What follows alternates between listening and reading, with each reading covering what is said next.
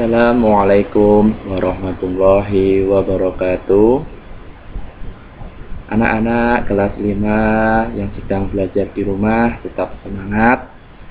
Pada kesempatan ini saya akan memberikan materi pembelajaran 2 subtema 1 tema 1 kelas 5. Yang pertama gambar ilustrasi.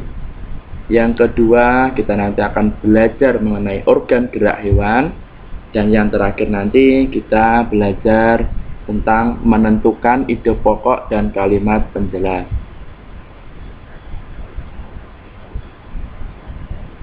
Gambar ilustrasi. Pengertian gambar ilustrasi adalah suatu penggambaran dari teks yang berfungsi untuk memperjelas, memperindah, dan menerangkan isi atau informasi dari sebuah bacaan. Jadi gambar ilustrasi itu intinya itu untuk memudahkan kita dalam memahami suatu bacaan. Objek gambar ilustrasi. Objek gambar ilustrasi bisa berupa gambar manusia, hewan, dan tumbuh-tumbuhan, serta benda-benda yang ada di sekeliling kita. Objek gambar ilustrasi harus disesuaikan dengan isi atau bacaan. Sebelum kita menentukan objek gambar ilustrasi, maka kita harus mengetahui dulu gagasan pokok ya atau ide dari gambar ilustrasi. Ya, karena dalam pembuatan gambar ilustrasi itu harus sesuai dengan ide atau isi bacaan. Langkah-langkah membuat gambar ilustrasi. Langkah-langkahnya sebagai berikut. Yang pertama, menentukan gagasan pokok. Jadi, pertama, kalian harus menentukan dulu gagasan pokoknya. Ingat, dalam penentuan gagasan pokok, ya, itu nanti berpengaruh dalam menentukan gambar ilustrasi. Harus sesuai antara gambar ilustrasi dengan gagasan pokok. Yang kedua, membuat sketsa. Ya, di sketsa itu berupa rancangan gambar yang sesuai dengan gagasan ya. Jadi harus sesuai dengan gagasan pokok. Setelah sketsa selesai, langkah terakhir tinggal pemberian warna sketsa. Contoh gambar ilustrasi. Contoh gambar ilustrasi itu ada dua. Yang pertama kartun, yaitu gambar berisi tentang suatu cerita, jenaka, dan juga bisa berupa kritikan.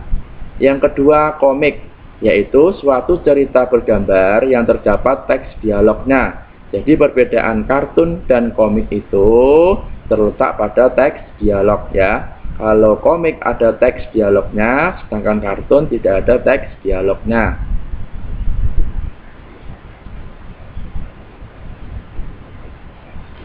Media gambar untuk membuat gambar ilustrasi. Yang pertama, anak-anak bisa menggunakan media alas gambar.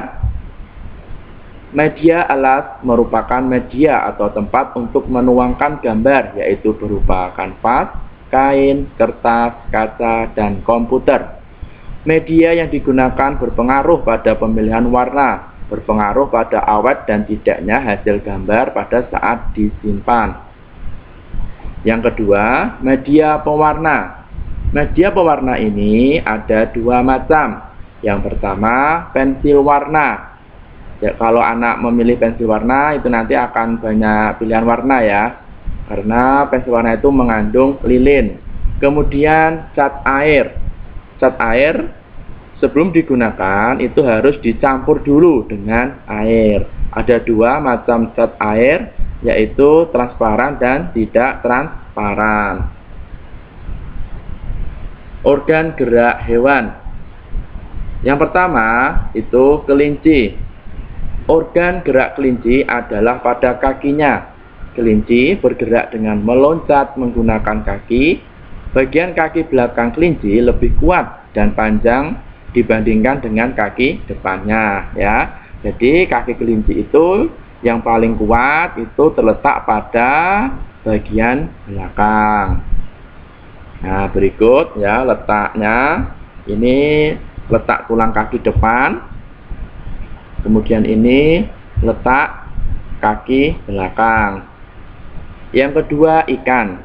Organ gerak ikan adalah pada sirip. Ikan bergerak dengan cara berenang menggunakan siripnya. Ikan mempunyai 4 sirip, yaitu sirip dada, sirip perut, sirip belakang, dan sirip ekor, dan sirip punggung. Nah, kemudian ini letaknya, ini letak sirip dada, kemudian ini letak sirip perut, ini letak sirip belakang, dan ini letak sirip bagian punggung.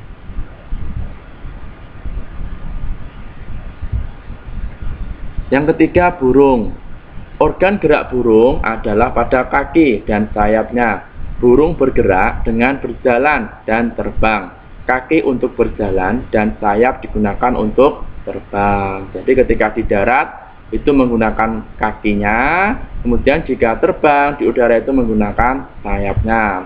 Kemudian ini letak kaki, kemudian ini letak sayapnya.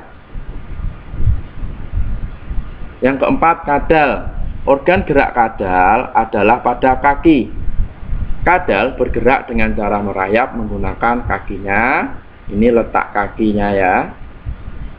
Nah, ini letak kaki kadal. Kemudian materi selanjutnya yaitu menentukan ide pokok dan kalimat penjelas. Yang dimaksud ide pokok adalah suatu ide atau gagasan yang dijadikan dasar dalam pembuatan suatu paragraf. Ide pokok juga disebut sebagai inti dari suatu kalimat. Dalam setiap paragraf itu hanya ada satu ya, hanya ada satu ide pokok ya. Kemudian langkah-langkah menentukan ide pokok. Yang pertama, anak-anak harus membaca setiap kalimat pada paragraf dengan cermat. Kedua, menentukan kalimat utama setiap paragraf. Ketiga, setelah kalimat utama setiap paragraf sudah ketemu, maka anak-anak mencari kalimat inti dari kalimat utama tersebut. Yang keempat, inti kalimat tersebutlah yang menjadi ide pokok. Selanjutnya kalimat penjelas, yaitu suatu kalimat yang menjelaskan kalimat utama dan terdiri lebih dari satu kalimat dalam setiap paragraf. Jadi kalau kalimat penjelas itu bisa lebih dari satu kalimat penjelas. Kalau ide pokok itu hanya ada satu ya dalam setiap paragraf, tapi kalau kalimat penjelas bisa lebih dari satu kalimat penjelas.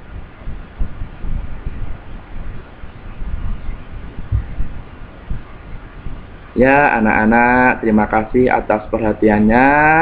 Tunggu pembelajaran selanjutnya. Tetap semangat, tetap belajar di rumah dengan sukacita ya anak-anak. Sampai ketemu nanti. Wassalamualaikum warahmatullahi wabarakatuh.